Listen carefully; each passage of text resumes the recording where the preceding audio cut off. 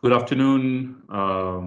Welcome to Module 4 of our GHG inventory workshop.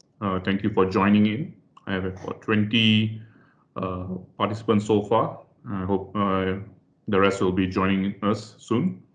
All right. For those who have submitted their homework, thank you very much. All right. I've submitted to Michael. He is going through the submissions. And also we take note of the questions and issues that was raised, right, while attempting the or completing the homework. All right.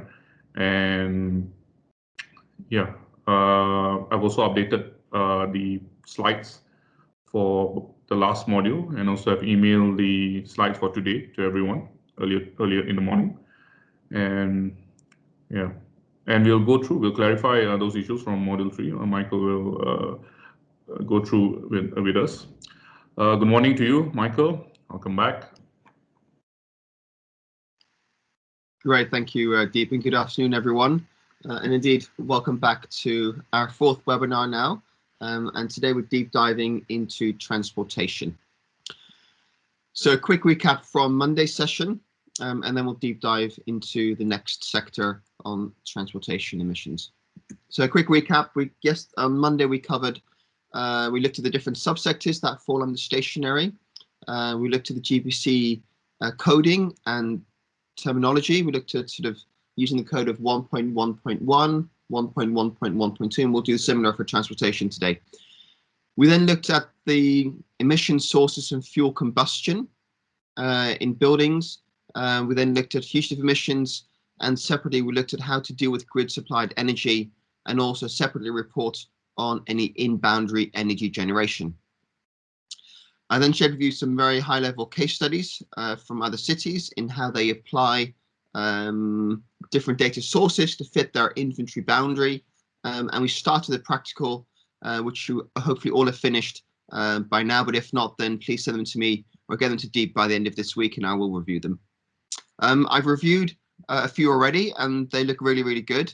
And I just wanted to provide some clarifications and some additional guidance for those of you who haven't yet completed the work. Before that, though, just a reminder, the purpose of the practical is not to get a perfect inventory. It's to get practice in understanding how you compile an inventory, in learning some tricks, and getting familiar with the main tasks that you'll be required to do.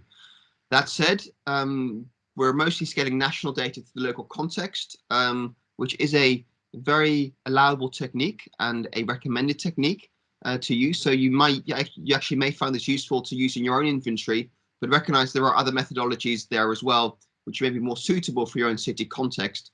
So this is more illustrative, but it actually may also be useful either in filling some gaps or in helping you to validate and sort of compare your estimates against another estimate.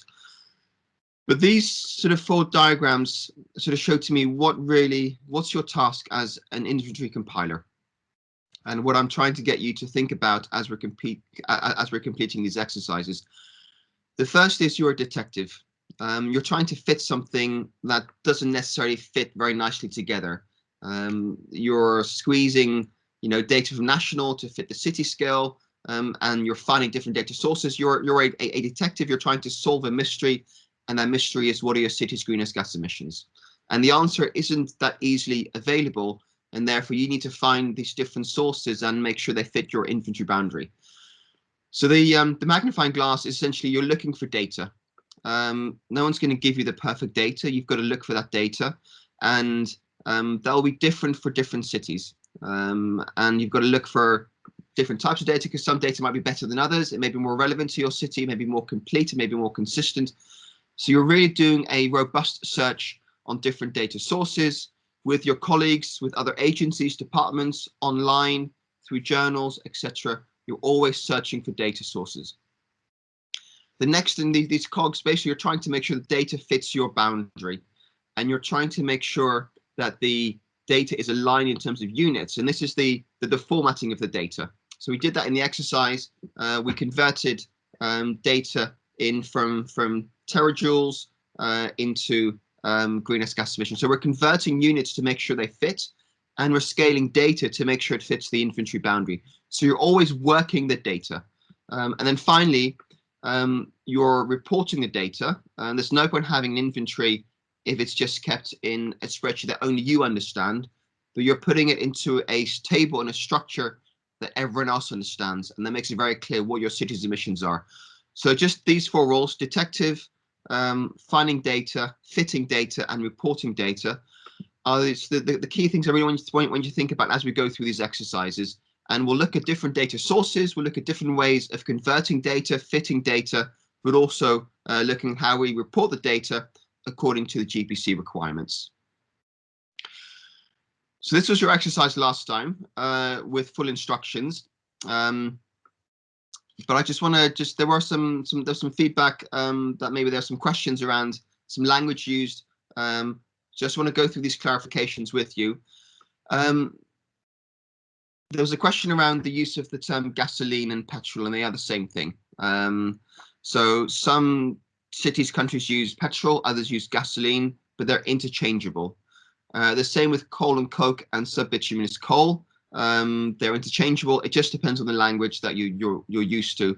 But please consider those 2 terms interchangeable. There was also a mistake in the workbook, which said commercial and industrial. And for those ones who paid attention when we were going through the subsectors, you realize that it's not a subsector in the GPC.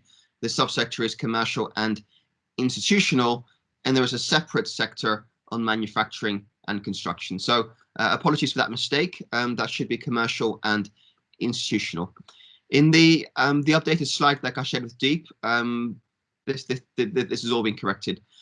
There's also, and some of you will have noticed, the emission factor for natural gas in berth 3 in this table on your right had a different emission factor for natural gas depending upon the subsector. So for manufacturing, it was 1 kilogram of CH4 per terajoule. For residential sector and commercial sector, it was 5 kilograms of CH4 per terajoule. And the table in the workbook only allowed you to record 1 emission factor. So in this case, what I would recommend you do is that you use the emission factor for manufacturing, so the 5 kilograms of methane per terajoule, because the use of natural gas in residential and commercial sectors is very limited. We've got 1 and 25 in the National Energy Balance Report compared to several thousand for manufacturing. So I would use the emission factor for manufacturing, the 1 kilogram of CH4 per terajoule. But again, when you're completing your own inventory, you want to make sure it's as accurate as possible. So you would use the most appropriate emission factor. And in fact, you probably use both separately for these different subsectors. But in this case, we're just going to use 1, and I'd recommend you use the 1 for manufacturing. Then finally, my instructions as well, I made a mistake, and I advised you to multiply the emission factor for electricity by 0.0036 to get to terajoules, and that should have been divide by 0.0036. I think most of you picked that up, but for those who hadn't, that should be divide to convert from megawatt hours to terajoules. But that should allow you to get to a complete exercise. If you would like to revisit this, please do so, and send the completed one to Deep, and I'll review them at the weekend and feedback to you on Monday next week. So let me just pause there for see if there are any further questions on the practical exercise. Okay, if not, then we'll continue, but bear in mind any questions throughout today's webinar, and indeed all webinars, please use the chat function to raise your questions. Okay, the second part of your homework was to complete table 3, which is the GPC table. And this really is how you report your data to the public, to CDP, to GCOM, to C40, ICLEI, or any other organization. This is how you make your information public, and it's done in a consistent table so everyone can very quickly see what your emissions are and where they're coming from. So I'm going to work through this one. We're going to do the same today for transportation, but I just want to quickly remind you how to fill this in. So the first thing you do is you complete your notation keys. So for sources that you haven't yet estimated, and then you add the data. So the example I've got here is for London. I showed this to you on the very first webinar. This is the report for London. And whilst it's probably too small to see what it actually means, At the top, you've got a summary table, but then below in the red box, you've got the table for the stationary energy emissions. And you can see the subsectors going down row by row, and then you've got the columns for scope 1, scope 2, scope 3, and total emissions. And you'll see they've got data for 1.2, sorry, for 1.1 and 1.2, so for commercial and for residential, but they've used notation keys pretty much elsewhere. So they said their emissions from manufacturing industries are included elsewhere. They're included in 1.2. Likewise for energy industries, they've got some in-boundary energy generation in 1.4.4. They're saying any agriculture, forestry, and fishing activities are included in 1.2. They weren't able to disaggregate them. They recognize there are a few activities occurring in the city boundary. So there's a small farm in London. There are some fishing activities, some forestry activities, but they're so small they haven't separated them from commercial and institutional buildings and facilities. They've not identified any non-specified sources, so that's not occurring. And again, as I mentioned, use not occurring, 1.6 is very, very rarely used. There are no coal activities, so 1.7 is not occurring. And they do have a big gas network, so there will be fugitive emissions from the gas network, and they've indicated that as being around 31,000 tons, or sorry, 11,000 tons. And they've broken it down by scope 1, by scope 2, and by scope 3. And in scope 3, for 1.4 and 1.5, you can see that they've used, sorry, for 1.4, they've used NE, which is not estimated, because it's a basic plus source, therefore you can use NE as a notation key. So what I would like you to do is to complete your table in a similar format, and initially start with the sources we've not estimated, and those are the basic plus and other scope 3 sources. So here in the column on the right, scope 3, not estimated for the basic plus sources, and not estimated for the 2 other scope 3 sources. So we're going to fill that in with not estimated because we haven't estimated them. We don't have to because they're basic plus, but we're going to indicate to the reader that we've not left it blank because they're not occurring. We're putting a notation key to indicate that we haven't actually estimated those emissions. Next, we assume not occurring for the other sectors. So this is an assumption I made in the exercise on Monday. I said, for now, let's assume subsectors 1.4 to 1.8 are not occurring. That may be the right assumption. That may be the wrong assumption. For now, we're going to put not occurring. We can always go back and update these, but for now, indicate not occurring because we've made the assumption they're not happening, and we'll come back to them later on.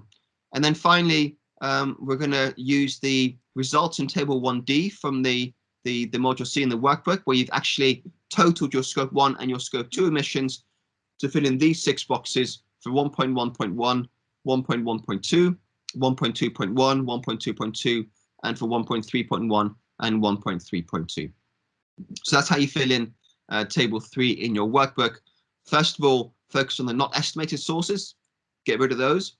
Then use not occurring for the sources we've assumed are not occurring, and then add your data. And you'll then get initially at least a complete, maybe not fully accurate, but at least a complete sort of GPC table for the stationary energy sector.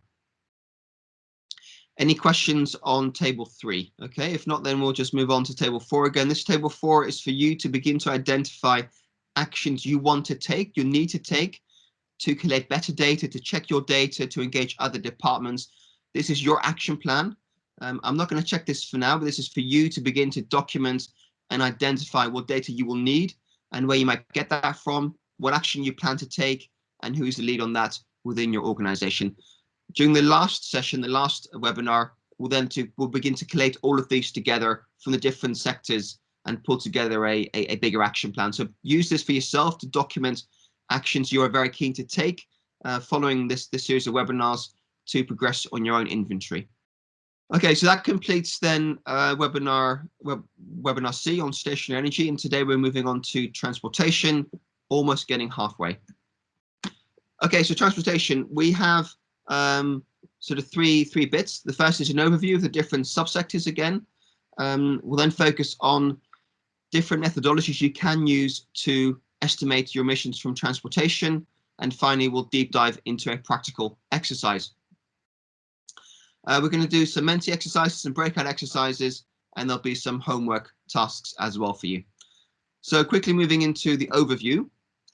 For transportation, under basic, you're expected to report all greenhouse gas emissions from combustion of fuels, which occur within the city in Scope 1, and from any use of electricity for transportation under Scope 2.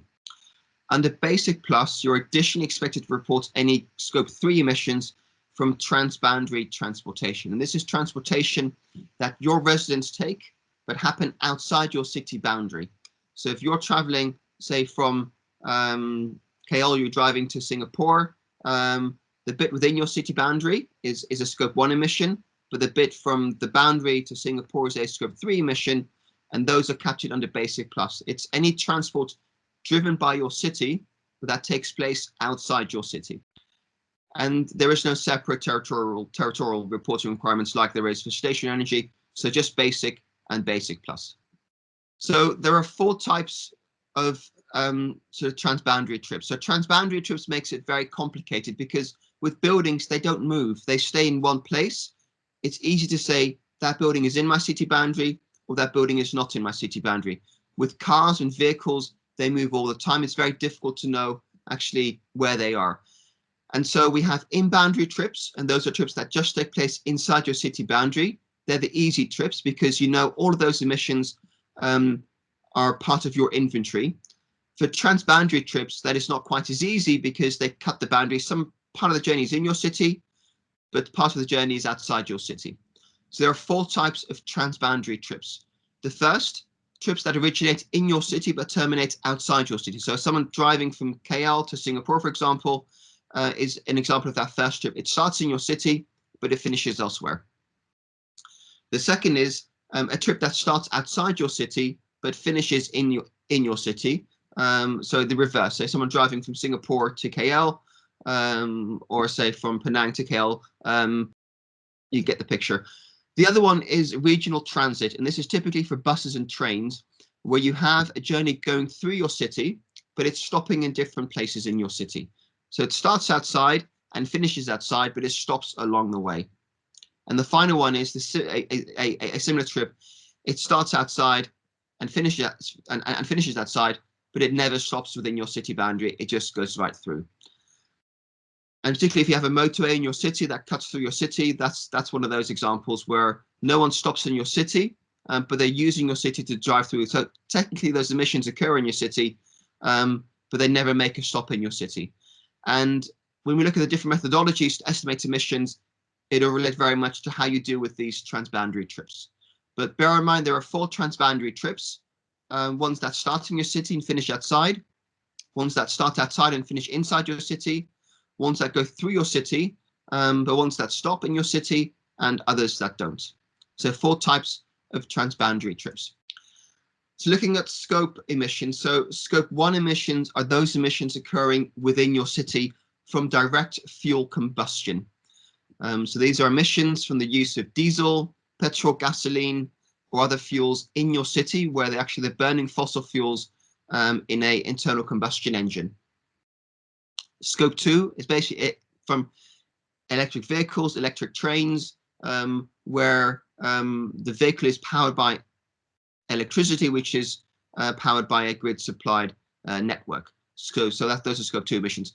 Scope 3 emissions, as I mentioned, are those parts of the journey that take place outside your city boundary, but also for any vehicles that run on electricity, trains or electric vehicles, similar to stationary energy, there will be transmission and distribution losses from the grid supply of that power. Again, recall last time I mentioned that when power travels in from outside your city as part of a network, it loses a bit of it on the way.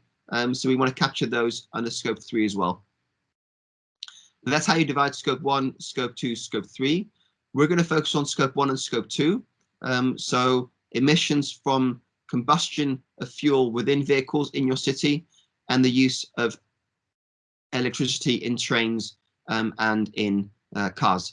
So there are 5 subsectors in the transportation sector. There is on-road, 2.1 is on-road, and these are all emissions from energy used by electric and fuel-powered cars, taxis, buses, trucks, motorcycles. So anything that uses fuel in an internal combustion engine, or electric vehicles that is on the road. This also includes, for example, electric bikes.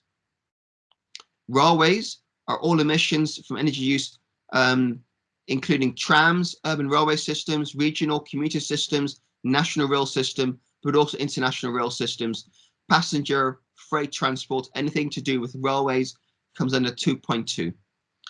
2.3 is called waterborne navigation, and basically means boats, anything on water. And this includes, for example, sightseeing ferries, domestic intercity vehicles, or international waterborne vehicles. The language here is a bit weird, but it essentially means either a sightseeing ferry, a ferry to transport cars or people, or things like cruise ships for sort of international travel. So anything to do with boats comes under waterborne navigation. Aviation 2.4 is kind of clear. Any emissions from things that fly in the air, helicopters, small airplanes, a Cessna, for example, but also domestic intercity flights, or any international flights. So AirAsia, for example, whether it's flying within Malaysia or outside, would come under aviation. Off-road, and these are vehicles that sort of support, essentially used by ground support at transportation hubs, at forklifts, snowmobiles, so anything that's really sort of, it's not on the public road system, but it's on a sort of more sort of private network, like a transportation hub or an airport, for example. So vehicles used at an airport are off-road. They're not part of the public road network, but they do occur, and we want to report on them separately. That's quite a difficult sector to report on. So quite often you'll see people using IE included elsewhere for off-road, because it's very difficult to separate off-road from on-road depending on your methodology to collect the data. So 2.1 is on-road. We have scope 1, scope 2, scope 3. 2.2 are railways. 2.3 waterborne navigation, water, boats.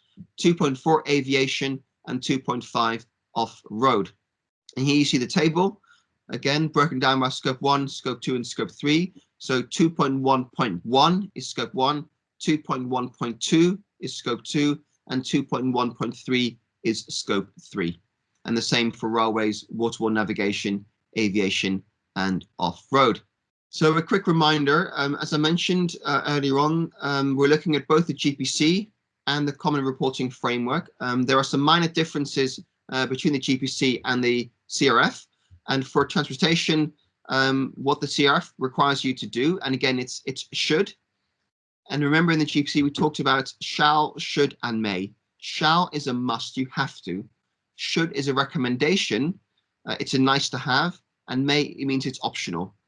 So what the CRF asks you to do, and this is a recommendation, not a must, is to also break down the emissions by a fleet type. So are those emissions, say, from on-road, coming from municipal transport, from public transport, from private transport, or from commercial transport? So if you can break it down, fantastic. So just include 4 rows, say under on-road, you include 4 rows. You've got municipal, which is basically transportation by your government authority. Public are buses. Private, these are private vehicles, cars mostly, and commercial transport, vehicles owned by companies. So if you can break it down by this, fantastic. You don't have to. It's recommended. It's good to have it, but you don't have to. So if it's too difficult, don't worry. But where you can, it just creates more detail and provides more information to others to interrogate and to understand your emissions inventory. Any questions on this additional requirements as part of the CRF? No, and again, as I mentioned, the tool we'll be using Cirrus, which we'll come on to next week, will make this very easy for you to understand. So that's the Common Reporting Framework. Okay, so next we're going to do an exercise, same as we did last time. I'm going to ask you to assign the activities I've listed here to a subsector. So these are the subsectors again: on-road 2.1, railways 2.2, waterborne navigation 2.3, aviation 2.4, off-road 2.5, and then the third digit 0.1 for scope 1, 0.2 for scope 2, and 0.3 for scope 3. I'm doing this exercise again to get you familiar and thinking around the language used by the GPC because it's a shorthand, and you'll start using it quite a bit. I'll use it as well, so it's useful for you to be very familiar with this structure and this language used by the GPC. Okay, so for the exercise, I'm going to ask you to go to Menti, so menti.com, and enter the code 77441754. So menti.com 77441754, and then click the heart when you've logged in, so I know that you're all on Menti. So I'm just going to switch my screen so you can see the Menti screen, and then we'll start with the exercise.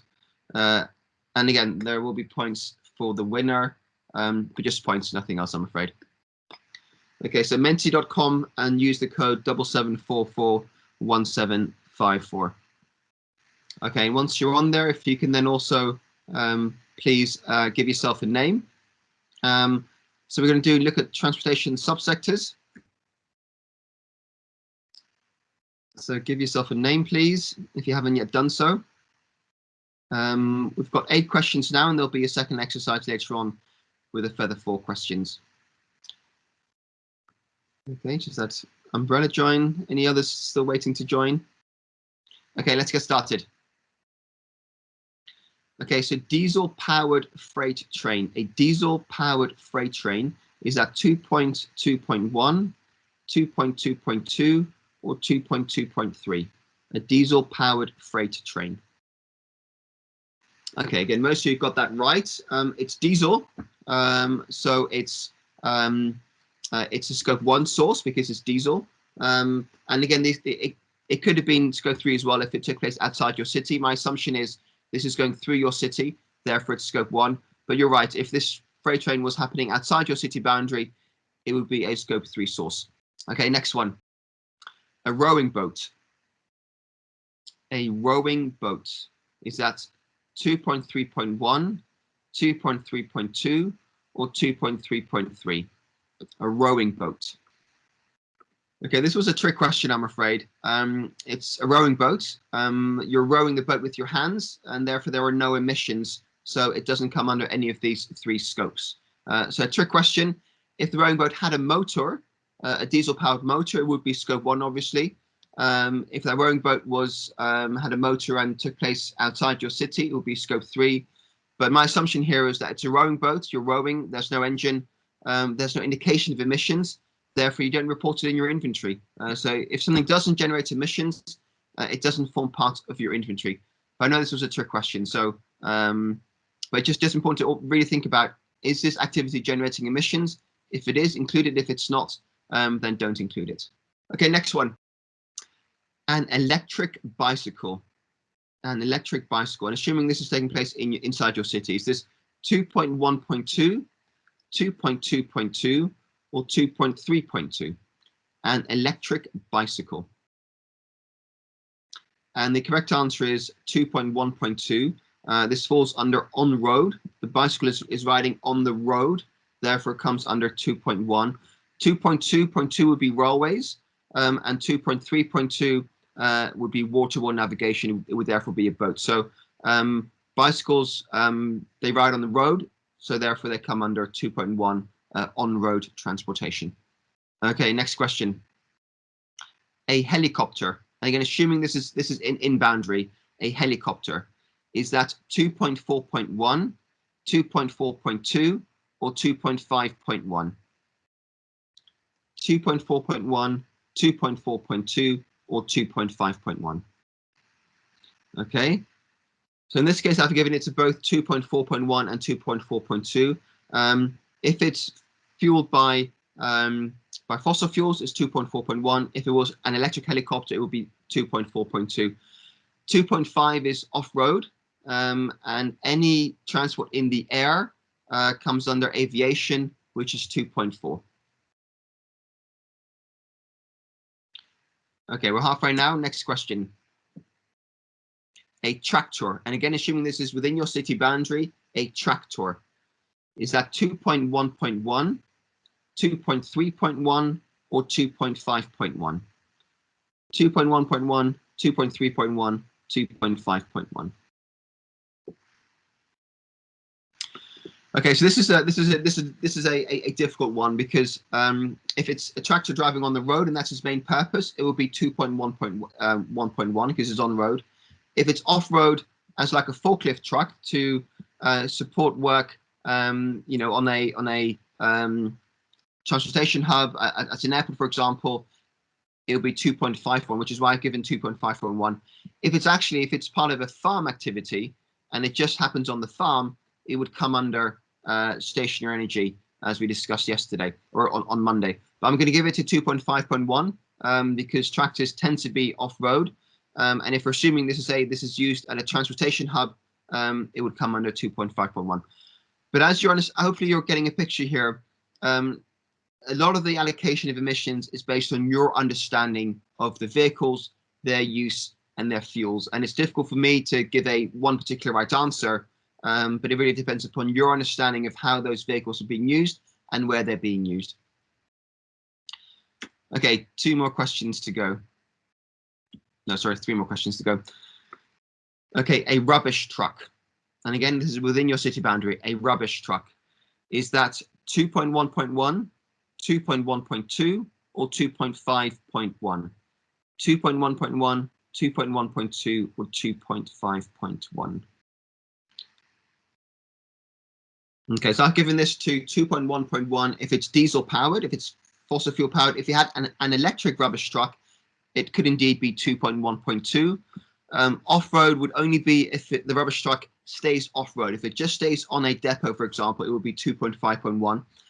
But if you're assuming this is one that goes around the houses and picks up the rubbish from residential homes, but also offices, it's on-road and therefore it comes under 2.1. Okay, question 7.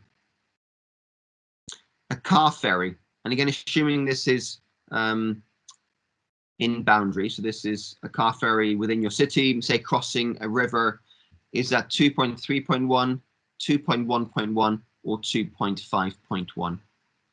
A car ferry, 2.3.1, 2.1.1, or 2.5.1. And a full house, fantastic. That's what I like to see. It's a ferry. It travels on water, therefore it comes under waterborne navigation, which is 2.3. Okay, let's get another full house for the last one as well, if we can. A bus rapid transit running on diesel. And again, this is within your city boundary. A BRT running on diesel, is that 2.2.1, 2.2.2, or 2.1.1? Okay, there's a split. It is indeed 2.1.1. It's a bus. Buses travel on the road, even as part of a separate lane, they're still on the road. Therefore, buses come under 2.1. It's diesel, therefore scope 1, so 2.1.1. 2.2 is just for trains, where they're physically on a separate railway. Bus rapid transits have their own lane, but it's still on the road. So therefore, BRTs fall under 2.1.1. Okay, so let's have a quick look who got most of those questions right. Again, it's not a competition, but it makes it fun. So let's have a look. We're quite tight at the top, but looks like Norani won this one. So congratulations, but well done to everyone on that. Okay, so I'm going to switch screens again and back to my presentation, and there'll be one further Menti exercise a bit later on. So there we go. Just move this one out of the way. Okay, so here are the answers, and I'll share this with you afterwards as well. Okay, so thinking around, so let me just pause there. Any questions on the exercise and the allocation of of emission sources to subsectors? Michael, I have one. My check. Go. Okay. What about, say, for example, a 4-wheel drive that might spend 50% on road and 50% off road? That's a good question, and in theory, you'd want to break it up by where the emissions occur. So you would then want to allocate emissions half to on-road, half to off-road, because it depends on where those emissions occur. And some vehicles, like you said, are both on-road and off-road. It's very difficult, though, to break that up.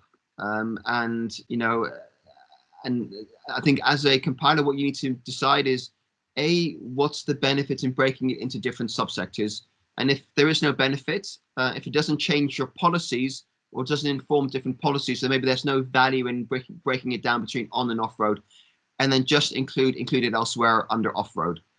So think around the relevance and how useful is it for you to have that information broken down by subsector. If it isn't, then just use included elsewhere and report it under one subsector.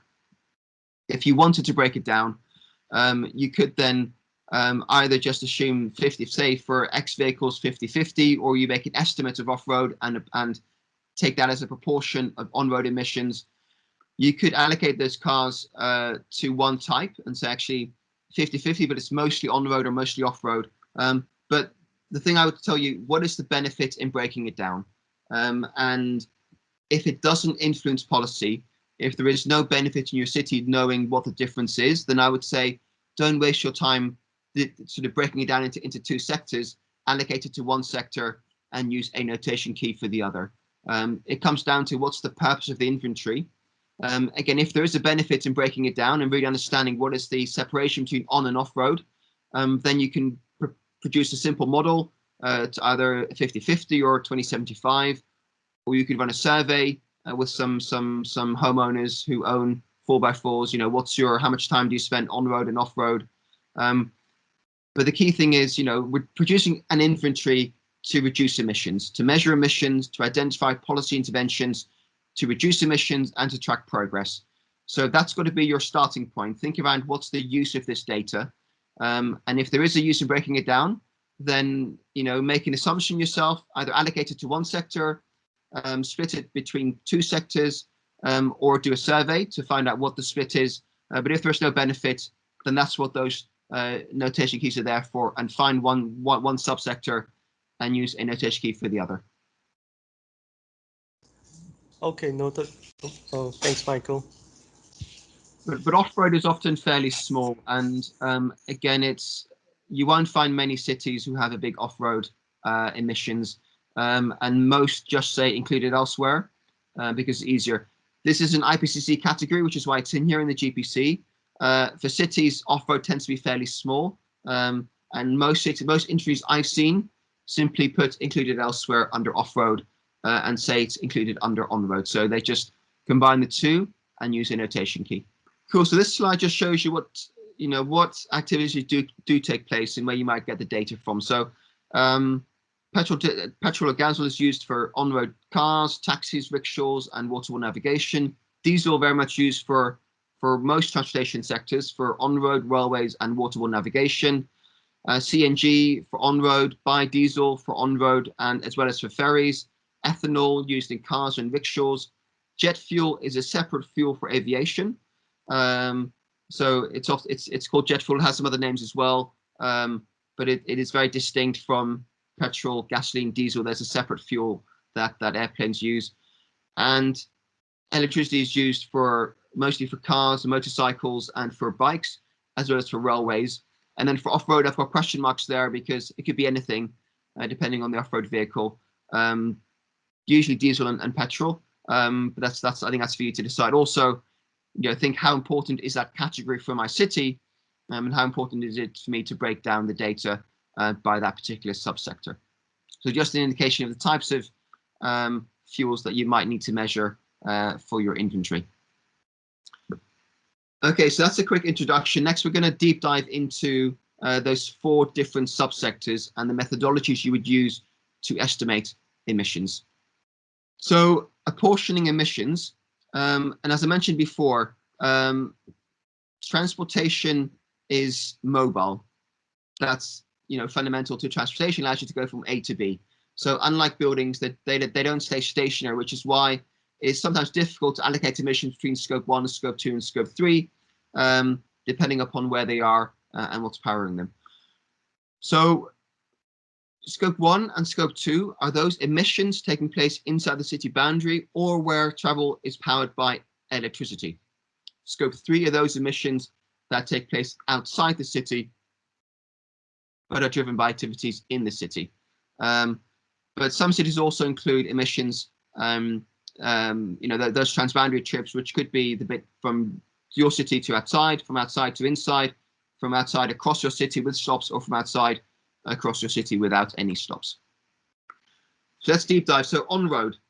So on-road includes buses, cars, trucks, motorcycles, waste collection vehicles, compactor trucks, etc. Most burn liquid, petrol or diesel, or LPG in internal combustion engines, and they release CO2 as well as methane and nitrous oxide. Increasingly, you'll find electric or hybrid vehicles. Hybrid vehicles still use fossil fuels. Electric vehicles are fully powered by electricity.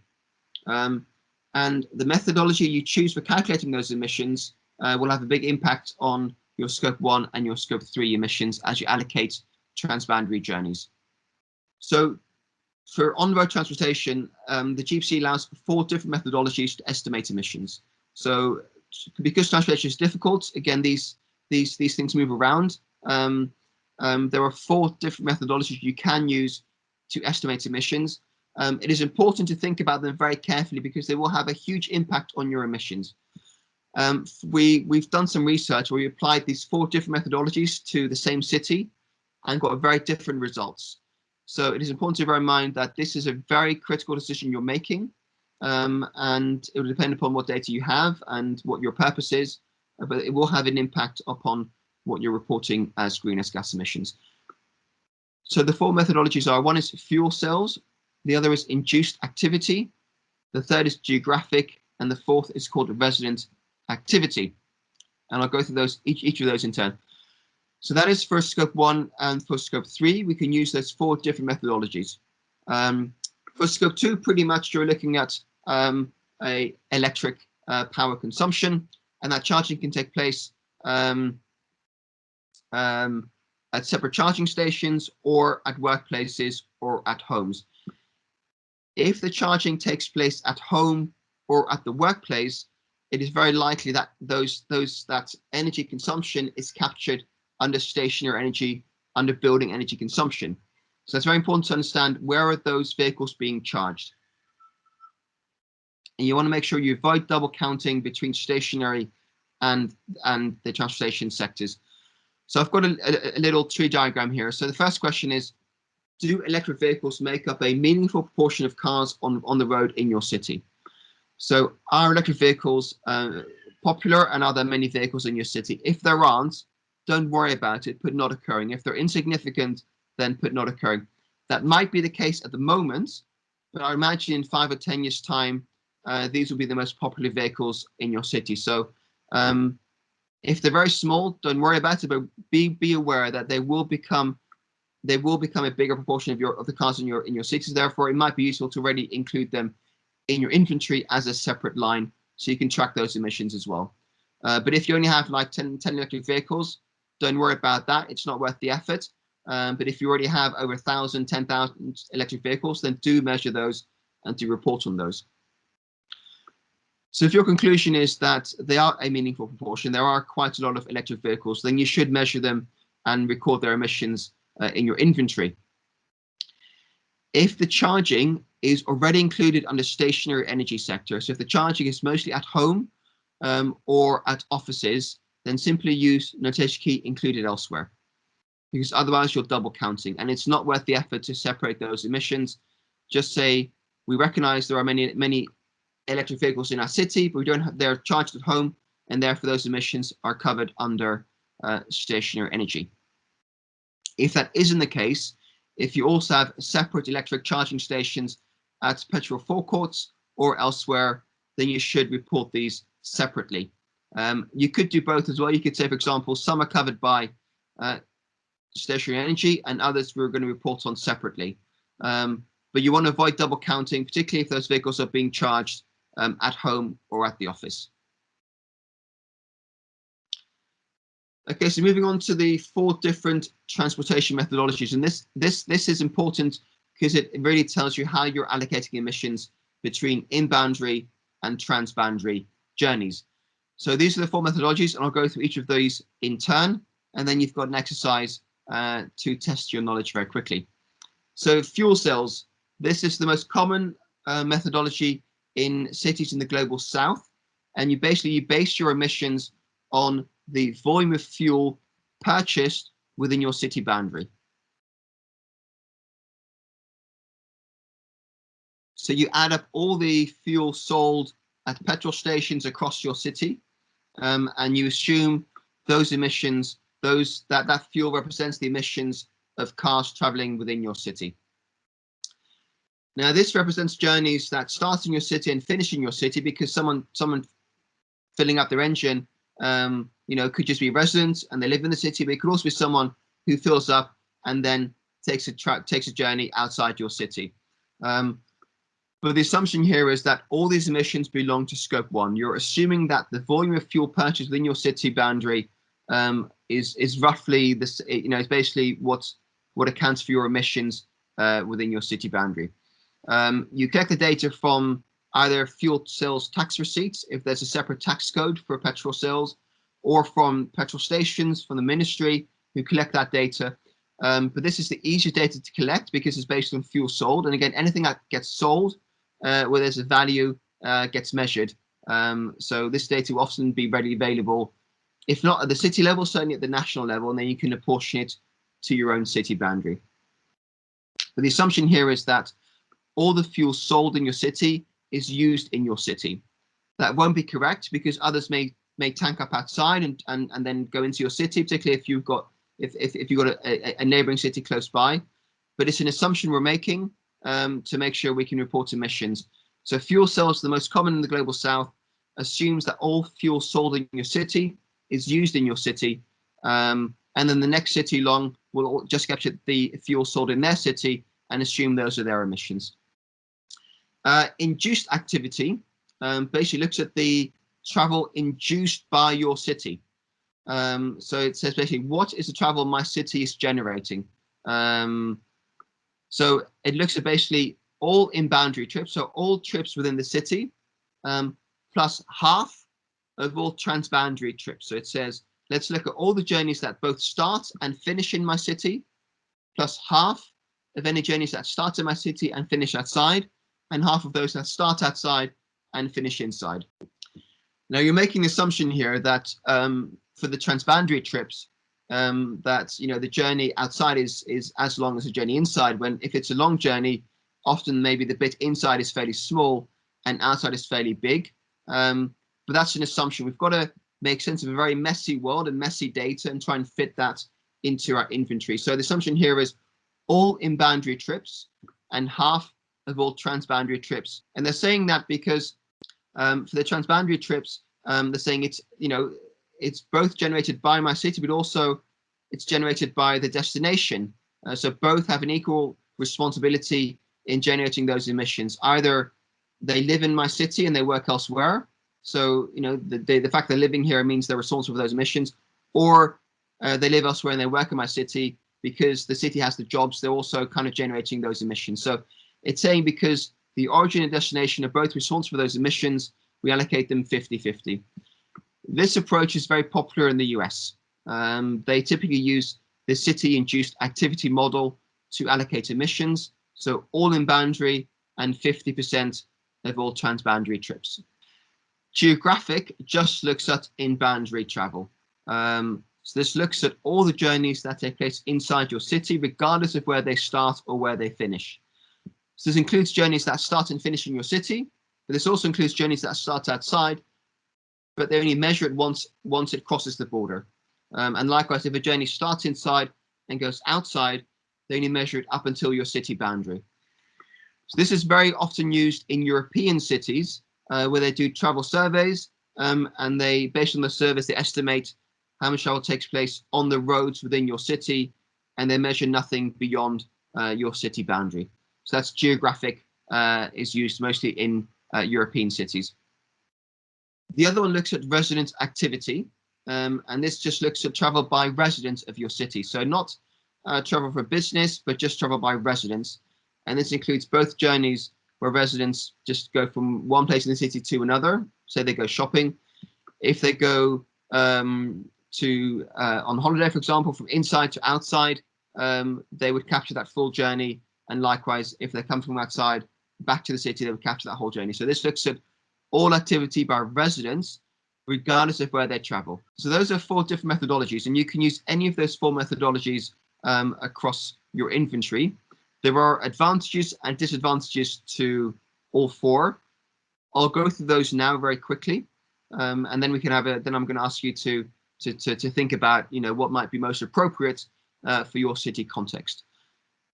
So the fuel cells approach is consistent with national inventory practices. Your national inventory is based on fuel sold within your country, so there is a consistency with national reporting. It is less costly and time consuming. It doesn't require any technical capacity, no modeling, and it allows you to aggregate other city inventories because you've got very clearly defined boundaries where the fuel is sold. The disadvantage is it doesn't capture all on-road travel, because there could be travel, you know, say if a person in your city tanks up beyond your city boundary, but then drives into your city, it doesn't capture that, for example. It doesn't provide information on modal share or vehicle type, for example. So you can't break the fuel cells down by bus or by SUV or a compact car or a van. You may need to do some further modeling to do that. And it doesn't allow emissions to be broken down by scope. It assumes all fuel cells are scope 1 emissions, and you need to do any further modeling to estimate other scope emissions. So you would just, you put everything on a scope 1 and put scope 3 as not estimated. The other three approaches come under what are known as vehicle kilometer travel and model based approaches. So they're modeled approaches, and they look at distance traveled by vehicles in and outside your city. This can produce a more detailed picture of how people travel across your city, and is useful for transportation planning as well, because you have a model of how people use the road network, where they travel, which roads are very busy, which are less busy. So it is useful for other purposes as well. And it often integrates better with other city transportation models and planning processes. But they're more expensive, they're more time consuming, and because every city often has their own model, it is more difficult to compare between cities, because you each have your own assumptions and your own ways of doing things. So 4 different approaches. Again, the most common in the Global South is fuel cells, because it's easy, it is consistent with national reporting, but perhaps it lacks a bit of detail. And the other 3 have that detail, but obviously more expensive and time consuming to produce and to manage. So this then is how you allocate those emissions across those 4 methodologies to scope. As I mentioned, for fuel cells, you cannot do that because all emissions are assumed to be scope 1. For the city induced, you assume that all in-boundary trips are scope 1, and half of all transboundary trips are scope 1. The other half come under scope 3. For geographic, you assume that all traffic within your city boundary is scope 1. And because the model just includes travel in the city, it doesn't include scope 3, so it doesn't allow you to measure scope 3 emissions. So geographic does not allow you to report scope 3 emissions. For resident activity, you actually allocate all activity to scope 1. So you assume all resident activity is measured as scope 1. And so again, that doesn't have a scope 3 source unless you use the origin destination approach under the city induced activity approach. Scope 2 emissions are separate to this, and you would look at electric charging stations in the city boundary to report on scope 2 emissions. That's just easier. You can make it more complicated, but for the purpose of keeping it easy for now, and because they're fairly small in number, you would just assume all electric charging is taking place in the city. Also because the range for electric vehicles at the moment isn't that large. It will increase over time, but for now, it's a fair assumption to assume all scope 2 emissions come from charging within the city boundary. Okay, so those are the 4 methodologies. Let me just quickly remind you of those again, and then we'll come into an exercise. Fuel cells is everything that's sold in the city and allocated to scope 1. Induced activity is in-boundary trips and half of all transboundary trips. Geographic is territorial, everything within the city, nothing else. And resident activity is all travel by residents of a city, not businesses, not tourists, just residents. Okay, so the activities, what I'd like you to do is to connect the activity with the methodology. So I want you to tell me which methodology you would use for each of these activities. And we're going to go back to Menti for this. So let me just share my Menti screen with you again. We still have the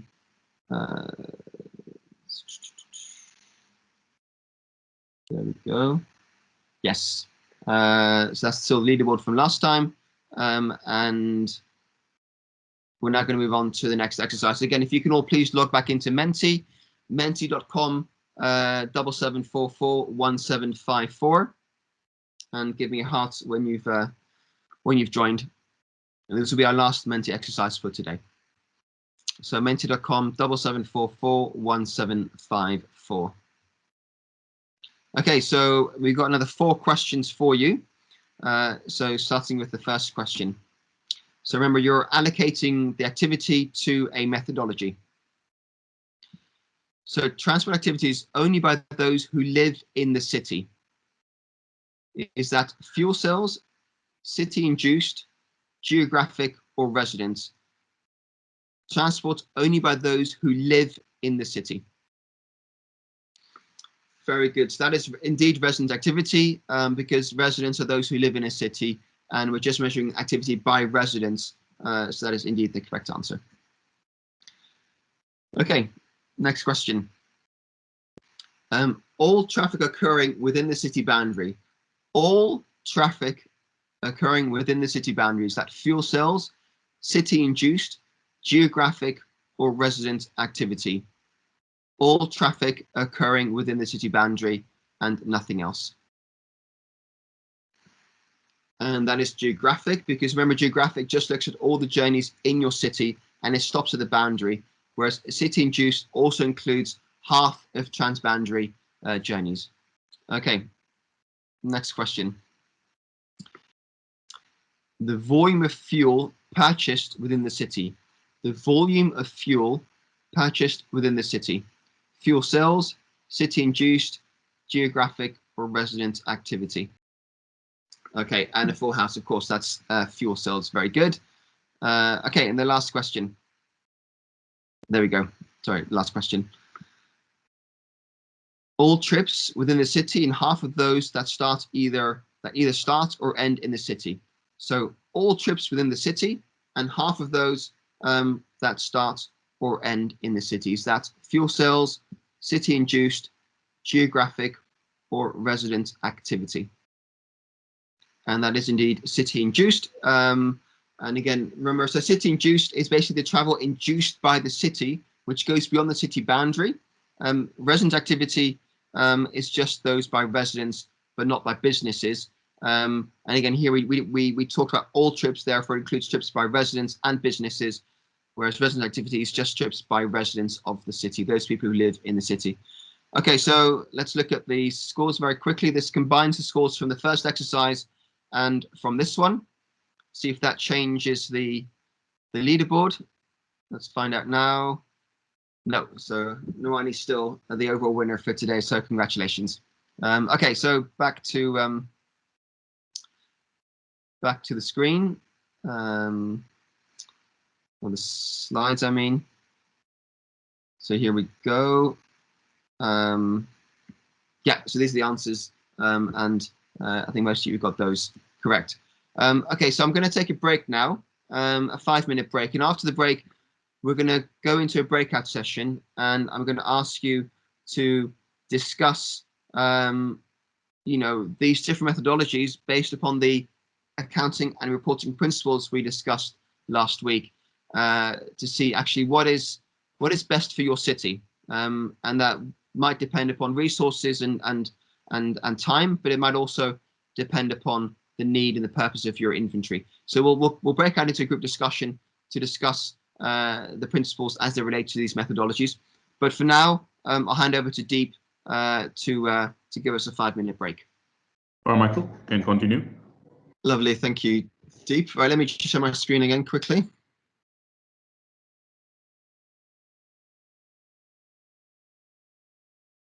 Okay, so what I want us to do next is to think of this 4 methodologies, and for each of the accounting and reporting principle, decide what is your preferred methodology based upon that one principle. So for relevance, what would be your preferred methodology?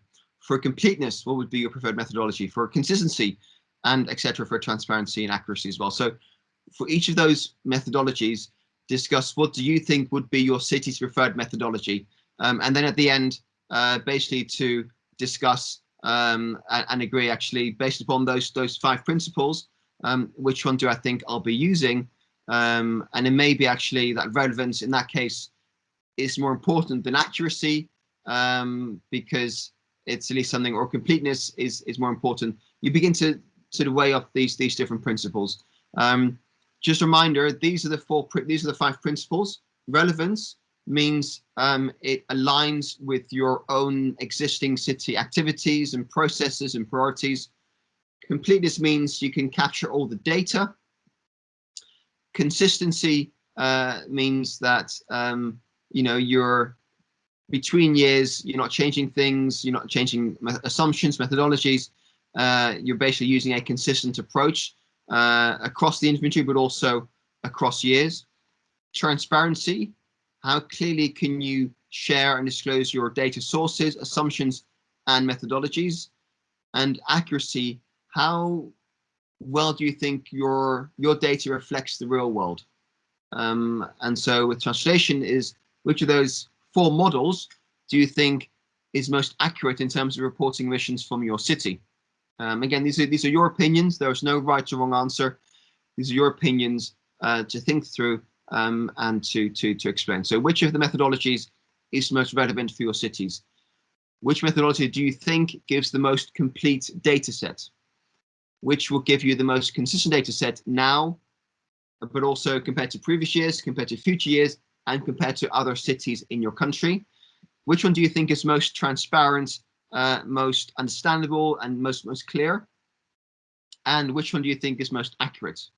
And then finally, based upon these discussions, to conclude, which one do you think is most suitable for your inventory for your city? Okay, so I've got it summarized here in this table here. You've got the 5 principles on your left with the definitions, and you've got the preferred the 4 methodologies. And for each of those principles, I would like you to identify and discuss what is the preferred methodology. So any questions on that? Is that clear?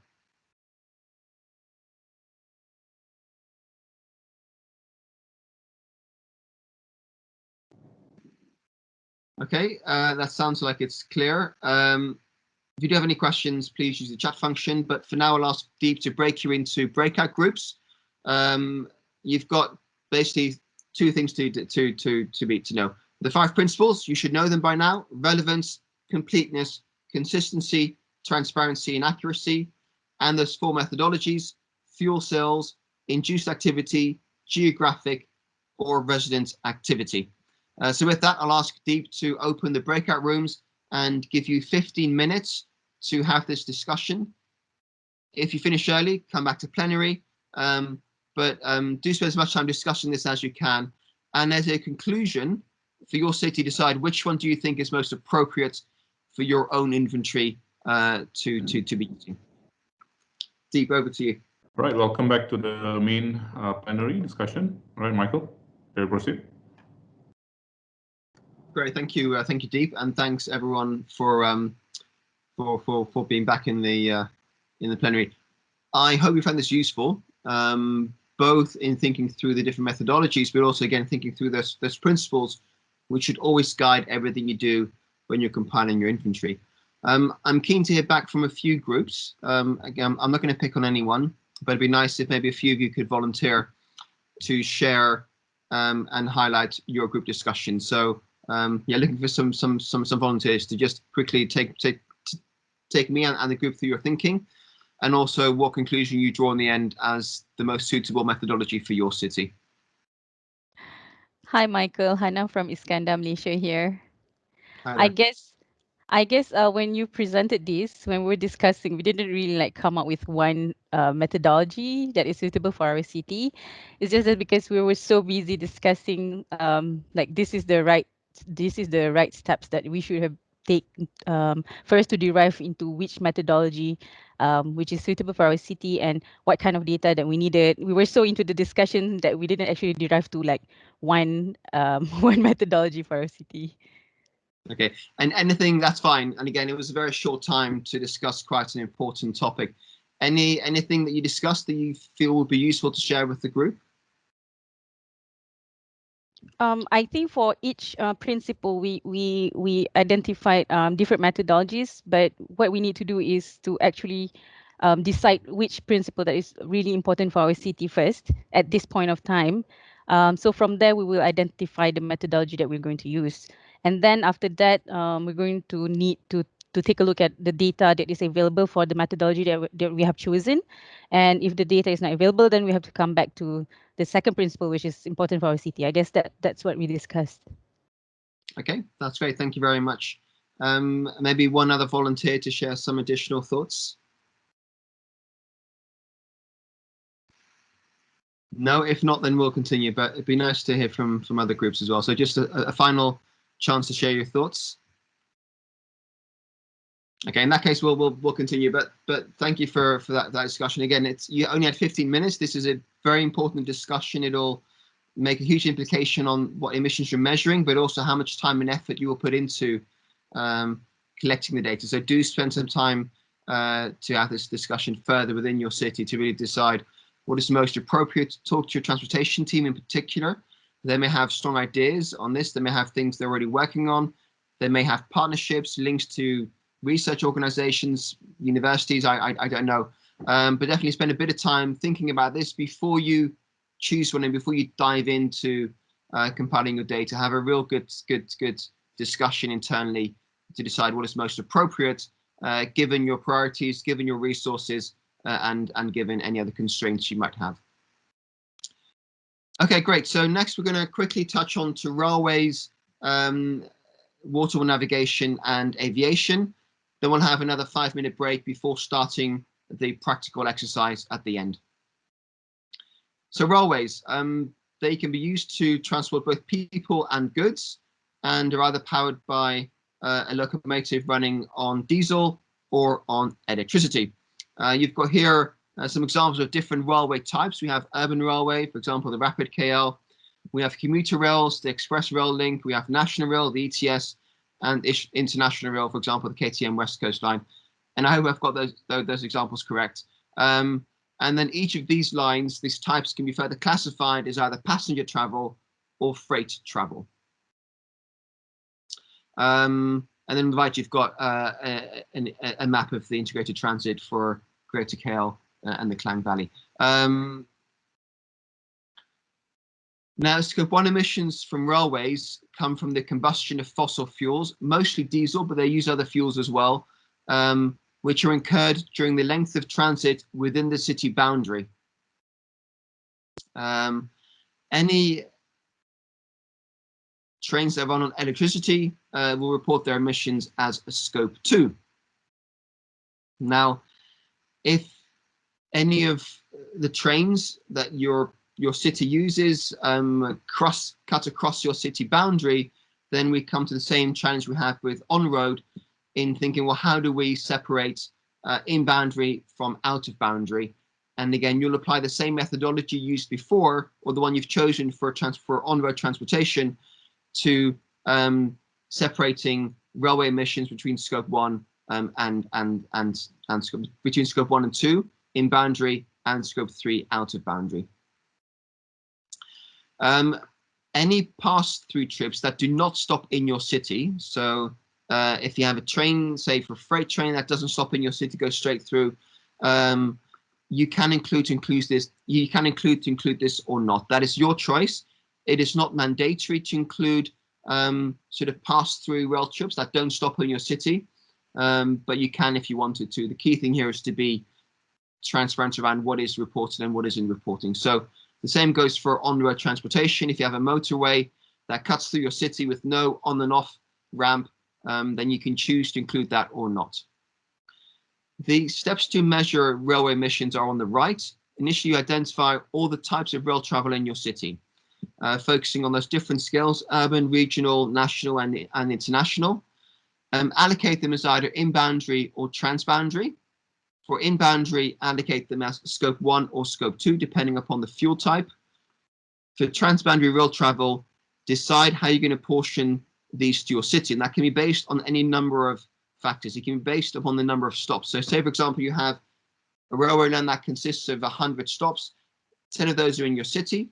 You could, for example, allocate the emissions for that whole railway line based upon the number of stops your city has compared to the overall number of stops. You can base it on percentages of passengers, how many passengers in your city use the railway line compared to other passengers. You can base it on percentage GDP or percentage of freight moved. So again, some key decisions there to be made around how you're going to portion any transboundary trips to your city. Next, you've got to source the activity data and the emission factors. So here you've got the calculation, you've got the activity data, an adjustment, a scaling adjustment usually, and then the emission factor. The activity data can be based upon fuel use, so either liters of diesel used or terajoules of diesel or kilowatt hours of electricity, or it can be based upon distance traveled. Again, activity is any measure of a quantity of something taking place, and with detectives, we find solutions. So we also look at different units we can use, and you can also use number of journeys, passenger kilometers, anything that measures the activity in a quantified way. You then adjust them for your city boundary to be able to separate scope 1 and 2 from scope 3. And you then find an emission factor that matches your activity data, so you can convert the activity into emissions.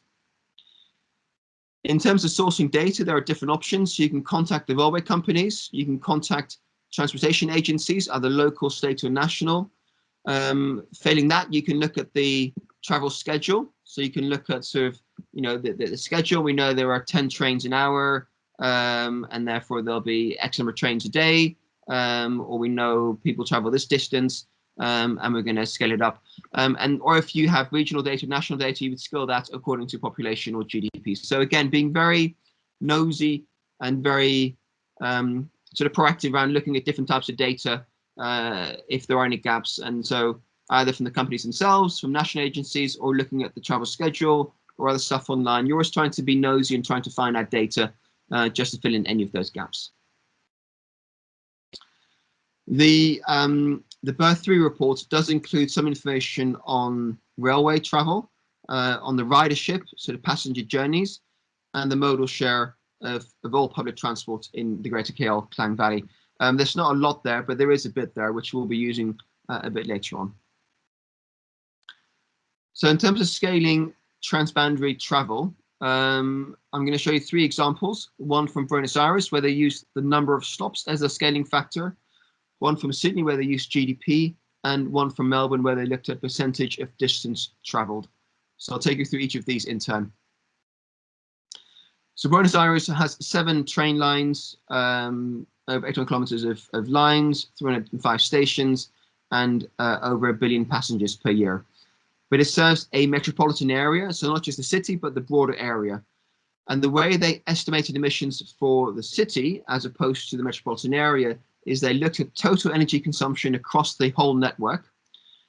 They then counted how many of those stops are within the city, and they allocated total energy to the city, to scope 1, based upon the number or the percentage of in-boundary stops. So they said they had 10 stops out of 100. They would then take 10% of total energy consumption, and they would say those are our scope 1 emissions. Again, an assumption, a broad assumption, but a fairly justifiable and robust assumption to make. So they allocated total emissions to scope 1 based upon, or sorry, to scope 2, because it's electricity, based on the percentage of in-boundary stops. Sydney has 8 lines, about 200 stations, and 250 million trips per year. And again, it serves the metropolitan area as well. They did the same thing as Buenos Aires. They obtained total energy consumption in kilowatt hours for the whole network. They then looked at the GDP of the city and GDP of the metropolitan area and allocated their Scope 2 emissions based upon the percentage of GDP of the city rather than number of stops. Again, a different approach, but not wrong, just different.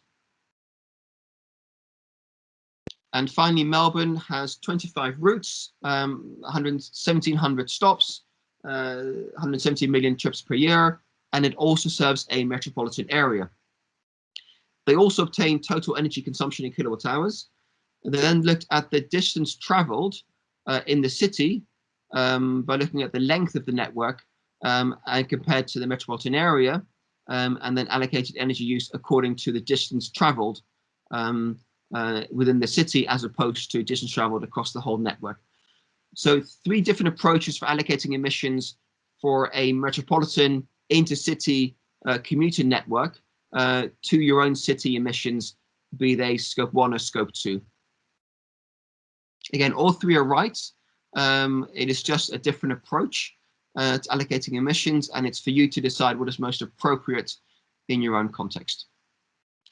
So that's railways.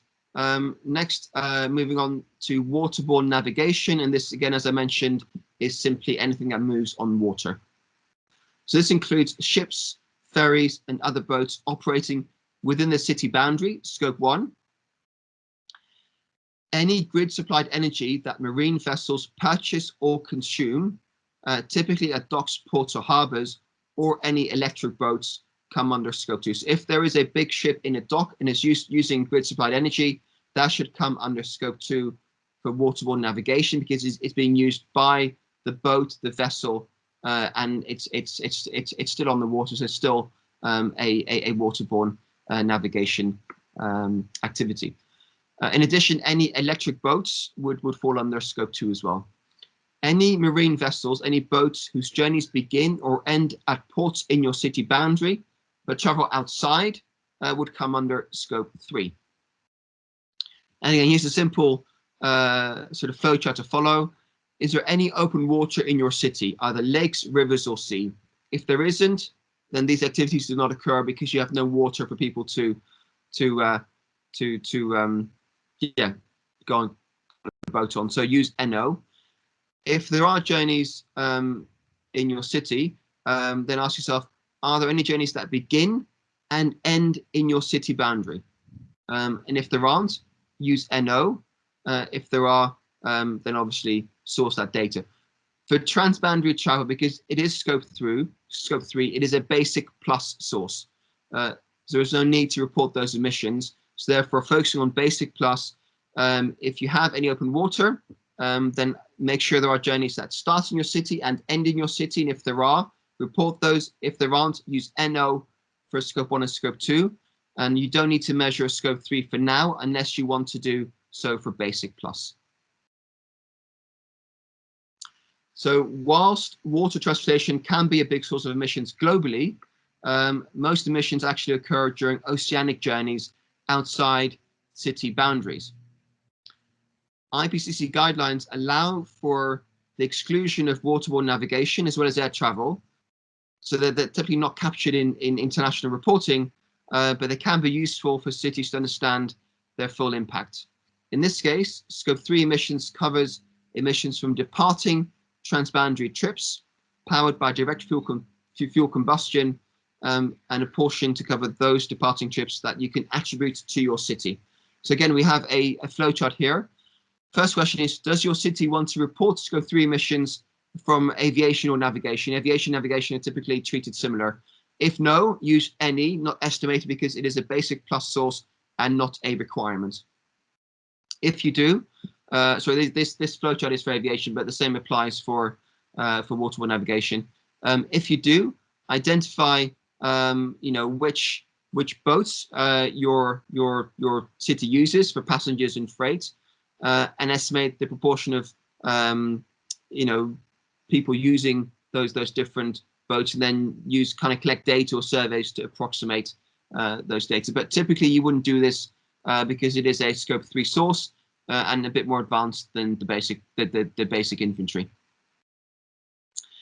The calculation is similar to the calculation you would do for railways. You find activity data, you adjust it, multiply by the emission factor, and you get your greenhouse gas emissions. In terms of data, you would get those from direct fuel sales, from port authorities or marine authorities or shipping companies. Your local, state, national government agencies would have the data. You can look at ferry schedules, or you can scale the national data to the local level using appropriate scaling factors. And indeed, in the Berth 3 report, there is an update on waterborne navigation, as you can see, highlighted here.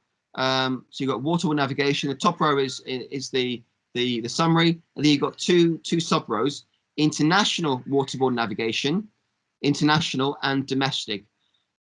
And they reported domestic, so this is all water travel within Malaysia, that starts and ends in Malaysia. But they've also, and you see they've blanked out international, because that's not required for IPCC reporting. You just report on your domestic waterborne navigation, which is why the international one is blanked, and it's very difficult actually to get good data for international waterborne navigation. But national data there is there, but that is for waterborne travel that takes place and that starts and finishes within Malaysia. Okay, so moving on to the next subsector, aviation. Aviation includes all emissions from airborne trips occurring within your city boundary, and emissions from flights departing airports that serve your city. Airports, I'm not aware of any electric planes, so there are no Scope 2 emissions, just Scope 1 and Scope 3. Scope 1 are emissions that occur in your city boundary. Scope 3 are those that take place outside. You have essentially 3 different types of flights: local passenger flights, and then national and international, either passenger or freight flights. So Scope 1 includes all direct emissions from fuel for aviation that depart and land in your city. And these are typically local helicopters, ambulance helicopters, light aircraft, sightseeing planes, or training flights that start or end if you have an airport in your city. Scope 2 includes any grid-supplied energy consumed by aircraft charging at airports. Again, this is typically, this doesn't occur, so put not occurring under Scope 2. So again, the flowchart here: are there any airports, heliports within your city boundary? If no, report NO, because there's no place for planes or helicopters to start or finish their journeys. If there are, then ask yourself, are there any flights that depart and land within the city boundary? If no, use NO for Scope 1. There may be Scope 3 emissions, because you might have an airport where residents go to other cities and other countries, but that is Scope 3 source. So Scope 1, you put NO.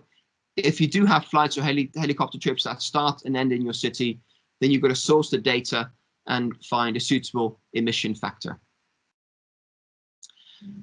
For Scope 3, this includes emissions from departing flights at airports that serve your city, where the airport is located within the geographic boundary outside of it. You can report emissions just from departing flights, which is in line with the origin and destination model, or you may also develop a more complicated model to allocate those emissions. But then again, this is Scope 3, this is Basic Plus. But if you wanted to do this, you would typically identify all the departing flights from airports near your city, where they go to, so the distance traveled, and you'd find a way to allocate those trips to your city. So you could do a survey and at the airport and understand how many of the passengers there come from your city, and then apportion total emissions to your city based upon that percentage. So there are different ways of apportioning passenger data for Scope 3 emissions. This is Basic Plus. For Basic, you're just looking at trips that start and end in your city, which is often for aviation a very small amount, if anything at all. Again, the approach: you find your activity data, adjust it, multiply it by the emission factor to get your greenhouse gas emissions. Sources of data include heliports and airports directly. You can contact them for fuel data. You can contact helicopter companies or airlines. You can see if there's any national or regional data from government agencies. You can look at schedules, or you can scale down national data based on population or GDP, for example. This is an example of emission factors for air travel. This is from the UK government. They've got a very good emission factors database, which I shared with you last week. And you can see here they have emission factors for domestic flights, for short hauls, for long haul, and for international flights. And typically aviation is an international business. You know, flights in Malaysia typically use the same Boeings and Airbus planes as European flights. So it's very suitable to apply these emission factors to your context as well if there are no other emission factors. They're in passenger kilometers, so they look at the occupancy of the planes as well. And they've got different emission factors, gradually getting more efficient as you get towards international flights, because most emissions occur during landing and takeoff. The energy taken to get into air and to land are the most energy intensive parts. The flying bit is often the lowest. So the longer the journey, the more efficient the journey. But obviously, the bigger your class, so if you fly first class, you take up more space, so more emissions than if you were to fly economy class. But again, a very good source for emission factors is the UK government's greenhouse gas reporting conversion factors. So finally, off-road. Again, off-road vehicles are those that are designed or adapted for travel on unpaved terrain. So no tarmac, no asphalt. This includes landscaping and construction equipment, tractors, bulldozers, amphibious vehicles, snowmobiles, and other off-road recreational vehicles like SUVs or 4x4s. For the purpose of GPC, only Scope 1 and Scope 2 emissions are included. Scope 1 if it's fossil fuel powered, Scope 2 if it's an electric vehicle. Cities should only report under the off-road subsector any activities that occur at airports, harbours, bus terminals, train stations, anything that you can really classify as off-road. Anything on industrial premises or construction sites, farms, forests, or military premises should be reported under stationary energy. This is an IPCC distinction, which the GPC has adopted. It's important to bear in mind any vehicles that take place on an industrial premise, on a construction site, on a farm or forest or military premises should come under stationary. Any vehicle travel at airports, harbours, bus terminals, so essentially closed off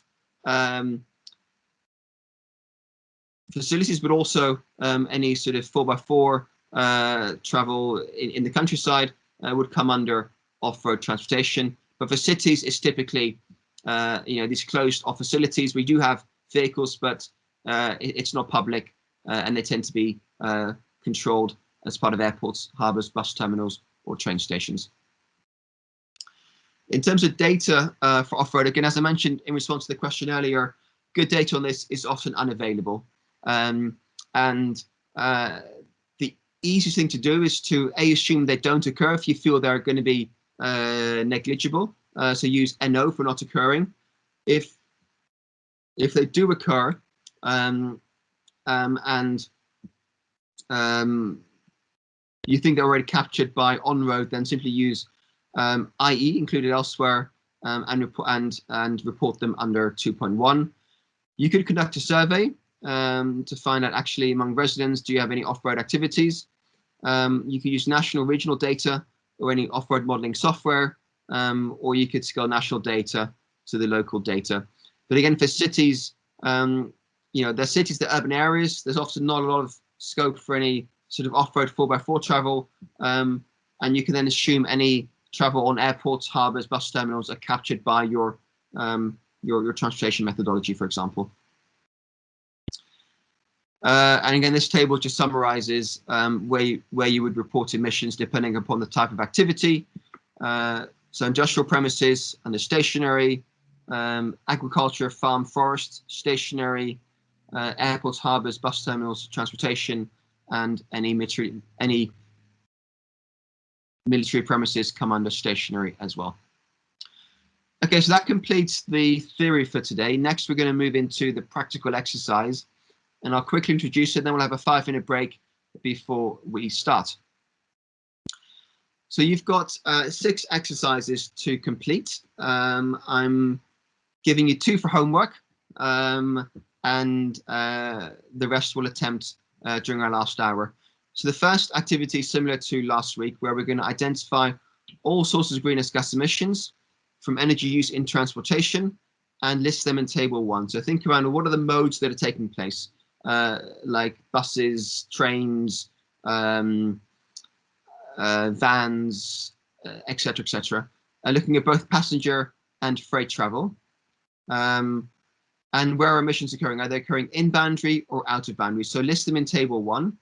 As part of the exercise, also begin to identify, well, actually, what fuel types are being used in my city? Is it diesel, electricity, biofuels, LPG, CNG, petrol, gasoline, etc.? So a combined exercise to complete both tables 1 and table 2. We'll then come back into plenary, and then we'll look at the fuel cells methodology, and that will be an exercise to estimate Scope 1 emissions for on-road transportation by looking at fuel sold at the national level, scaling it down to the city, and then allocating it to your emissions. And then the last one for today, we'll be looking at estimating emissions from railways, and that'll be an exercise we'll go through in plenary, but using a different methodology to estimate emissions from railways. And again, that should then give you a good idea, a good ballpark figure for emissions from on-road and railways. And then for homework, I'm going to ask you to complete those exercises if you haven't had a chance to complete them today, and then to update table 3, which is the GPC summary table, and also to add some tasks in your action plan in table 4. So with that, we'll take a quick 5-minute break, and I'll ask Steve to set up the break, and then after the break, we'll start with these exercises. But before we do so, let me check in. Are there any further questions on what I've just covered, or on the task we're going to start after the break?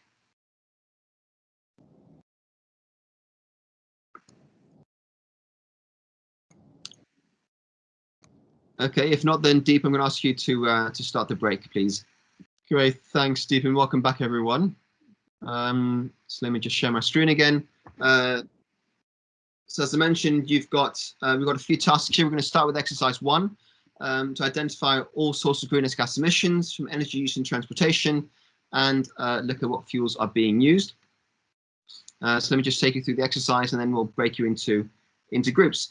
So in your workbook, we're looking at table 1, greenhouse gas emission sources, and you're basically going to fill in the table. For each subsector, you're going to identify the different activities that result in greenhouse gas emissions. We're then going to do table 2, which is table 2 in your workbook, but also there's a checklist under the reference section, which includes all the different fuel types that you could possibly have that the GPC includes. Again, all of these will be relevant. There might be additional ones in Malaysia, but it's just there as a memoir, as a reference. So I'm going to ask you then to, again, this is a quick exercise. You may not get around to completing it entirely. It's just to get you started, to think around what are the different fuel types in my city. So I'm going to ask Deep to put you into breakout groups I'm going to give you 15 minutes so we can catch up a bit of time. So till 10:02, if you can identify your sources and your fuels and complete tables 1 and table 2, then we'll come back into plenary, have a quick discussion before we move on to the next exercise. You have the presentation, so you've got all of this, but basically just refer to your workbook, and tables 1 and table 2 will guide you through the exercise. Any questions before we continue? No? In that case, I'll ask Deep to start the breakout groups, and we'll reconvene at 10:02.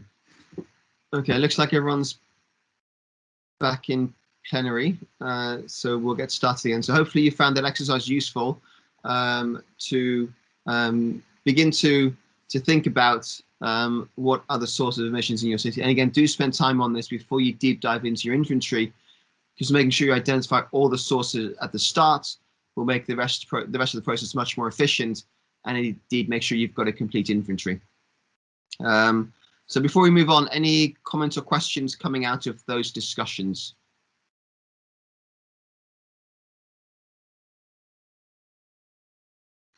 Now, there's a question there from Deep.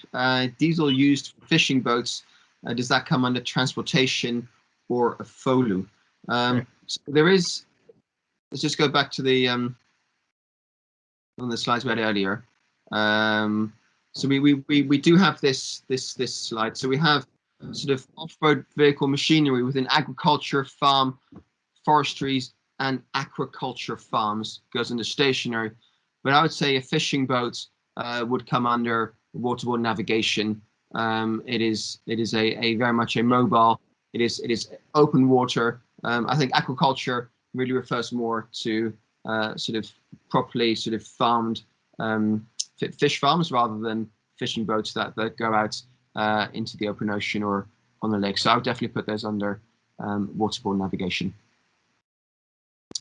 Okay, so then moving on to task 3. So sorry, we are here. So we're going to apply the fuel source methodology and a scaling factor to estimate scope 1 emissions, and we're going to estimate emissions for scope 2 for railways.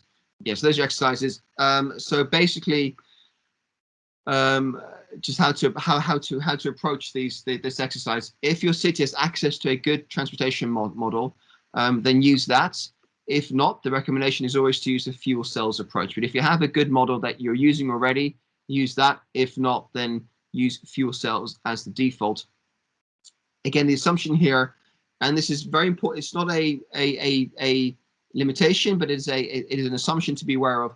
With the fuel cells model, we're assuming that all fuel sold in the city is used in the city and is therefore allocated to scope 1. That may or may not be an accurate representation, but it's an assumption that is made using that methodology. If you can get local data, fantastic. If you can't, then use a proxy city or scale regional or national data. And in this case, we're going to scale national data to estimate our emissions. To scale them, what makes a good scaling factor? And we've got a few here. We're talking about vehicles now, on-road transportation. Population could be good.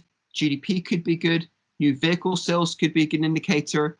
Number of garages, number of vehicle registrations. So there are more scaling factors you can think of here, because not everyone will drive a car.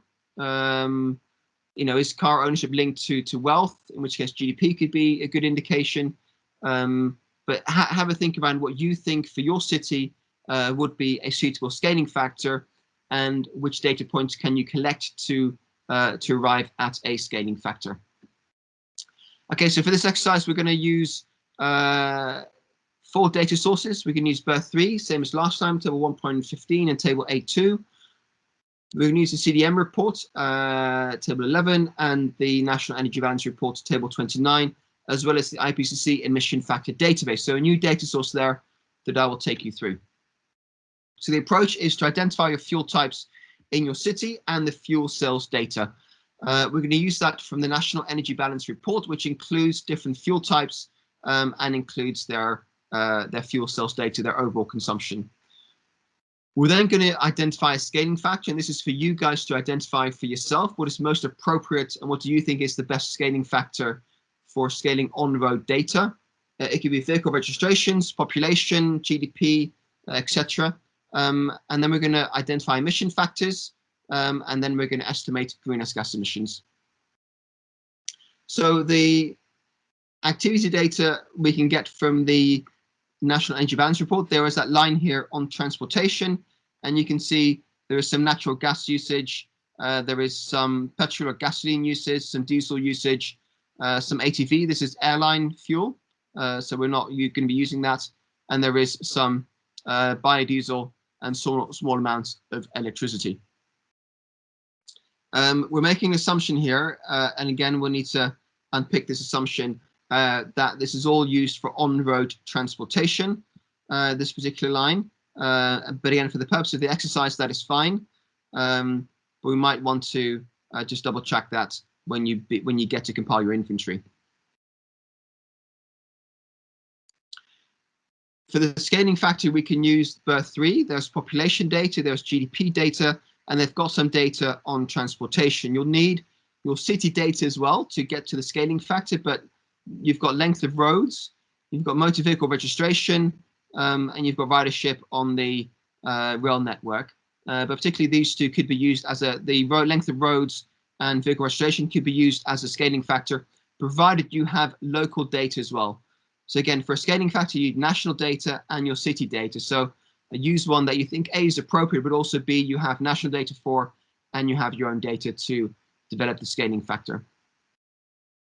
I found this online. This is the vehicle registrations by state in Malaysia. And again, you may find other data as well if you do an online search.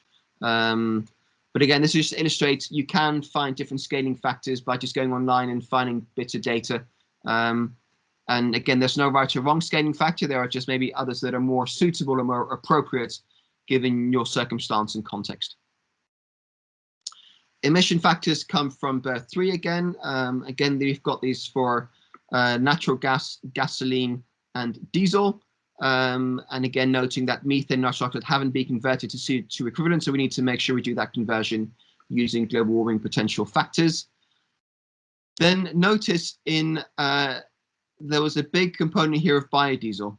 And so we have here, essentially we have 4 fuels. We have natural gas, we have petrol, gasoline, and diesel that we're going to measure, but also biodiesel. Just a quick note, ATF is for aviation. We're not going to include that. And electricity is so small, we'll leave that out for now. So focusing on those 4 fuels, we have emission factors for 3 of those fuels in here. Again, gasoline is the same as petrol. So we're missing biodiesel. So for biodiesel, we're going to have to make some other calculations. Now, greenhouse gas emissions from biodiesel depend upon the blend used. And the blend indicates the percentage of biogenic fuel as part of the biodiesel. If it's 100% biogenic, then we're going to assume there are 0 emissions because all CO2 that is released by burning the fuel is assumed to be absorbed by fast-growing bioenergy during their growth phase. So any sort of crops that are used, they'll sequester that carbon when they grow, and therefore the assumption is this is a neutral cycle with no excess releases of CO2. There will be small amounts of methane and nitrous oxide, but in this case, no carbon dioxide. But I mentioned there are blends. For example, we have something called B10 and B20 in Malaysia. I think B20 is coming in soon. This is where they mix biogenic fuel with fossil fuel. B10 indicates 10% is palm oil and 90% is diesel. B20 will be 20% palm oil and 80% diesel. And in those cases, to calculate emissions, we just need to adjust the emission factor according to the blend used. So, for example, if you have B20, you would basically assume 80% is diesel and has emissions coming from diesel, and palm oil doesn't have any fossil emissions. The data reported in the National Energy Balance Report for biodiesel is actually is completely biogenic. So it's not been mixed. The mixing happens at the forecourt, but in this case, the report in the NEB report it just reports on the fuel use. So we can assume therefore that the volume indicated in the NEB report has no CO2 emissions that we capture in the GPC, but it does release, of course, carbon dioxide, but it's biogenic carbon dioxide. And what I've indicated here on this slide is the emissions coming from burning biodiesel, but I've indicated as CO2B, the B indicating is of biogenic origin and therefore not included in the GPC. We'll come on to this in more detail on Wednesday when we talk about waste, but for now, bear in mind, we don't need to calculate the CO2 emissions. For methane and nitrous oxide, there are trace amounts, 3 kilograms per terajoule of methane and 0.6 kilograms of nitrous oxide per terajoule. So trace amounts there. And those factors actually come from the IPCC emission factors database, which is an online database, a very good, very robust database full of different emission factors. I looked up biodiesel and they gave me a separate table for methane, this one, and it shows you the emission factor here. It's 3 kilograms per terajoule in red, and I did the same for nitrous oxide, which gave me the figure for nitrous oxide. So in this case, because I couldn't find a particular emission factor from Malaysia, I used the IPCC one, which is the international default emission factor. And again, it's not wrong, but if there's local data available, then I would always recommend you use that. But in this case, I've used the IPCC emission factor data. Okay, so next we're going to open your workbooks again, and you're going to go to module D on transportation, and we're going to do this calculation. So it's very similar to the exercise we did on Monday, where you're going to take data from the National Energy Balance Report in kilotons of oil equivalent. You're going to convert that to terajoules in the first table. Then you're going to identify a scaling factor and develop a scaling ratio. And again, it's your choice for scaling factor: GDP, vehicle registrations, population. Again, don't worry too much for now. This is an exercise, so just pick one. But it's choose one you have both national data and local data for, and then multiply the national terajoule data, so the activity data, by the scaling factor to get the data for your city. Then next we're going to record the emission factors, and the CO2 comes from berth 3, and we convert that to, so that comes in terms of tons of carbon, remember, so we need to convert that for the molecular ratio between carbon and carbon dioxide, and that's I'm multiplying it by 44/12. We don't include a CO2 emission factor for biodiesel because it is biogenic in origin. We then copy the methane and nitrous oxide emission factors from berth 3 for diesel, petrol, and natural gas, and from IPCC for biodiesel, and we divide them by 1,000 to convert from kilograms per terajoule to tons per terajoule. And then finally, we estimate emissions by multiplying the activity data by the emission factor. And for methane and nitrous oxide, we also need to multiply by their global warming potential factors. So that's the exercise I'd like you to do. You've got this these few slides as a handout, so you can follow the process. But that said, I'm going to ask you to sort of do those calculations. Just a quick word on electric vehicles. So this I got from berth 3 as well, and they indicated here in 2016 there were 171 electric vehicles registered. So again, a very small amount, which is why we're not including them at the moment. But over time, that number will increase, and there will come a time where you'll need to include this as a separate line item. But for now, we can assume that this is either included under stationary or not occurring because it is fairly small in comparison to the total vehicle fleet. Okay, but back to the exercise. I'm going to give you 15 minutes until say 22 past to complete this exercise.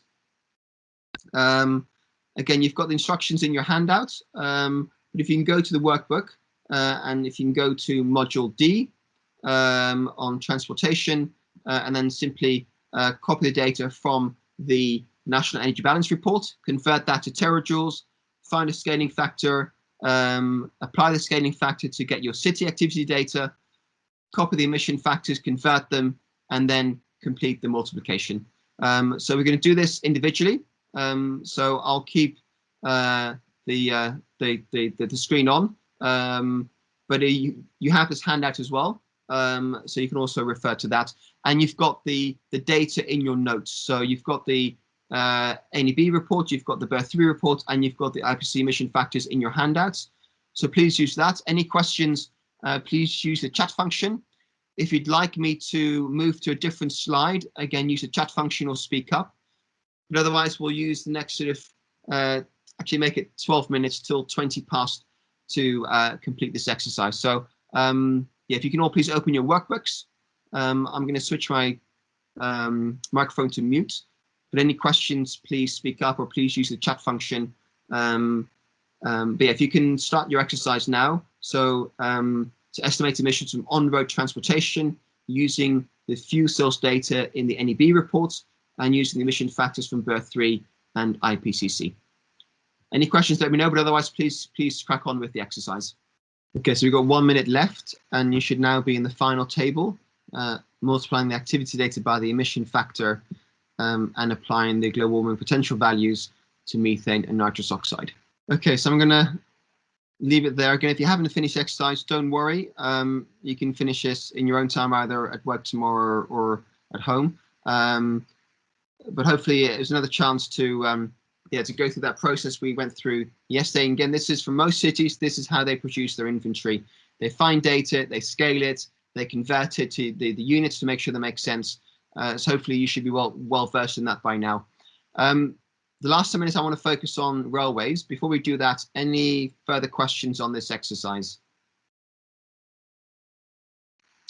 Okay, well, please, if you haven't completed it, please do complete it and send it through to Deep by the end of the week, and then I can review that for you and see how we're getting on.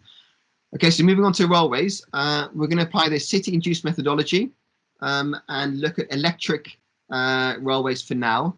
Our assumptions are that for now, all diesel trains are transboundary journeys. They're not for intercity journeys, therefore we're allocating those to scope 3. We're going to assume there's no freight transport. This is just passenger transport. And first, we're not calculating scope 3, therefore we're just reporting NE for scope 3. So scope 1 is not occurring. Scope 2 is we're going to measure that, and scope 3 is not estimated. We're going to identify the fuel types, in this case, electricity. We're going to determine fuel consumption or passenger kilometers traveled. We're going to scale the data, identify an emission factor, and estimate greenhouse gas emissions. So in Malaysia, there are various different rail networks, and they vary by region. You've got a list there of different rail networks, KTM lines, an LRT, an MRT, monorails, airport links, and there's a vernacular cable car as well. Activity data can either be energy consumed, it can be number of passengers, number of journeys, or number of passenger kilometers. And in a few of these cases, we need to convert this to another data point to then multiply by the emission factors. Scaling data can be population, GDP, ratio of stops or stations, ratio of the length of the track, GDP. Again, going back to those examples I gave for Buenos Aires, Sydney, and Melbourne earlier. Data can come from any sort of a land use agency, a transportation ministry, or transportation companies. Or again, you can look at your own. You can get your own data by looking at the timetable and the schedules, and make estimations based upon that. Okay, for this exercise, which I'm going to run through, but it'd be great if you can copy this as we're going through it. Please complete this in your table, in your workbook. We're going to use Berth 3, table 1.15. We're going to use the CDM report, table 11. We're going to use the UK greenhouse gas conversion factors and a journal article that I found. So I'll go through each of these in turn. But if you can go to your workbook and the same module D, that's the second part of that. If you can populate data as we go along, that would be really good, because then you can complete it as I'm going through it. So let me just make sure I've got that exercise open as well, so I can take you through that. So we're at table 2 at the bottom. We have table 2A, 2B, 2C, and 2D. So the first question looks at the activity data in table C47, and we're going to source this from Berth 3. So there is, in the key statistics, table 115, there is the annual ridership. So the number of passenger journeys in 2016 is 210 million journeys. So if you can record that figure into your table, into cell C47, those are our journey numbers. So that's the first bit of data, the first clue. So copy that number, 210 million, into tel C47. Next, we're going to convert that by identifying a scaling factor. Now, you can choose your scaling factor. Berth 3 gives 2 suggestions, or 2 possibilities. One is population, one is GDP. But recognizing also that you want to basically apply it for the area. So the data is for the ridership is for the greater KL area and the Klang Valley. Therefore, we want to make sure we apply data for that area and not for the whole of Malaysia. So in terms of population, I found a number that said the population in the greater KL Klang Valley is 7.5 million. So I'm going to use that, and then either use your own city population or use a made-up city population just to calculate the ratio. So in cell D47, add population. In cell E47, use the number 7.5 million for the national value, which in this case is the Klang Valley value. And then in cell F47, add your own city population or a made-up city population. Then in G47, the next cell along, you're going to estimate the ratio by dividing the city value by the national value. So divide your city value in F47 by E47. And then finally, we're going to estimate the total number of trips in my city based upon this scaling approach by multiplying my ratio in cell G47 by the total data in cell C47. So I'm going to multiply the number, this number here, the 210 million, by the ratio to get my city's proportion of those journeys. Okay, so now I've got the total number of journeys for my city, but I want to convert the number of journeys to distance traveled because number of journeys is difficult to convert into greenhouse gas emissions. I want to know how far are they traveling. So basically, next you do is you copy the figure in H47, the activity data you found for your own city, into cell C52. So copy that across, and then we're going to multiply that by the average length per trip. And I found this article in a journal called Sustainable Cities and Society. It's fairly small here, but it basically shows that the average length per trip, the kilometer per trip for railways during the week is 10.5, and for railways during the weekend is 7.9. So I find an average. I multiply 10.5 by 5 for Monday, Tuesday, Wednesday, Thursday, Friday. I multiply 7.9 by 2 for Saturday and Sunday. I add them up and divide them by 7 the 7 days of the week to get a weekly average or a daily average figure of 9.8 kilometers per journey. So we multiply the total trips in the city by the length 9.8 kilometers per journey to get a total distance traveled by passengers in my city. So in cell D52, you're going to put 9.8, and then in cell E52, we're going to multiply C52 by D52, multiply the activity data we already have by the average trip length by 9.8 kilometers. And that gives us a total distance traveled within my city. So next, I want to convert this into, again, this is still kilometers, it's not kilowatt hours. I want to convert this into kilowatt hours to be able to estimate emissions. So again, going back to the slides, I found a conversion factor from the UK government, which said the average energy use per passenger kilometer is 0.126 kilowatt hours per passenger kilometer. Now, this is data for the UK. It will be different for Malaysia. It will be different for any other country, but I couldn't find that data. So I'm using a proxy city, London, which has a good mix of rail types, light rail, trams, underground, overground. So I'm going to use that data, and that's an assumption I'm making. And the assumption I'm making is that this data is applicable to my context in the absence of any more local data. So that's 0.126. I'm going to multiply the distance traveled in passenger kilometers by 0.126, and that's going to give me a kilowatt hour figure in cell F58. So I'm going to put 0.126 in cell D58. And then in cell F58, I'm going to multiply C58 by D58 to get the kilowatt hour figure, the total energy consumed by rail travel in my city. So that's C58 by D58. Then I want to convert that into megawatt hours because my emission factor is in megawatt hours. Now there are 1,000 megawatts in a kilowatt. So I'm going to divide that by 1,000. And now I've got a figure for megawatt hours for electric train travel in my city. Next, I'm going to multiply it by an emission factor. And we're using the same one we used on Monday for electricity. And that is one that's 0.585 tons of CO2 per megawatt hour. So in the last table, table 2D, I'm going to copy the megawatt hour figure into cell C64. I'm going to record the emission factor 0.585 in cell D64. And I'm going to multiply the two together in cell E64. So in cell E64, I'm multiplying C64 by D64 to get my total tons of CO2 from rail travel in my city using electric trains. Then in the final cell in F64, I can convert that to million tons of carbon dioxide by dividing by 1,000,000.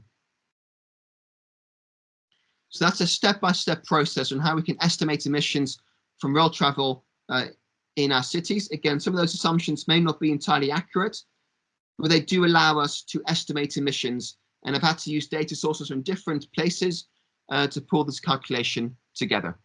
So you should have that in your workbook now. If you haven't, please just go through these instructions again in the slide set, which you have a step-by-step instructions to make sure you understand it and make sure it's updated in your workbook. So the last two exercises are basically then to record that data, the emissions data for scope 1 and scope 2 from your calculations into table 3, which is the GPC summary table, which is this one. And then also to complete the action plan with any actions you think are still outstanding, or to begin to record what actions you would want to take yourself to make sure you begin to get complete data. So that completes the practical. So in terms of homework, if you can make sure you complete the exercise for on-road transportation and for the railway exercise, if you haven't yet completed those, and then also convert those into complete table 3, the GPC table, and your initial action plan. But with that, we've come to the end of today. I've got a minute for any questions, otherwise I'll hand back to Deep to conclude. But let me just check, are there any questions for now before we finish today's session?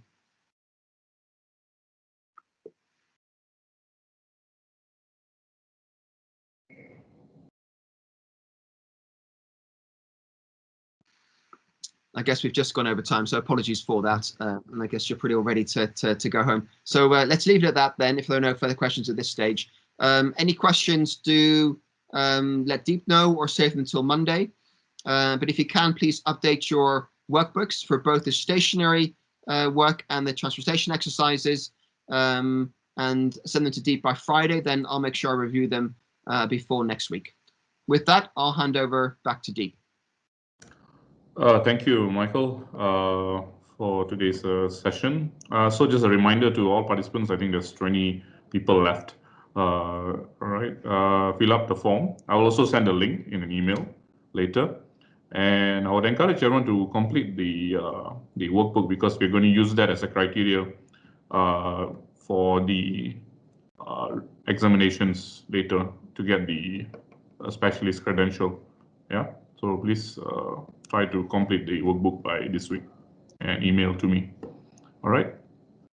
Okay, I think that's all. Apologies for the time overrun. So I see everybody on Monday, same time. Great, thank you very much. Thanks, Michael.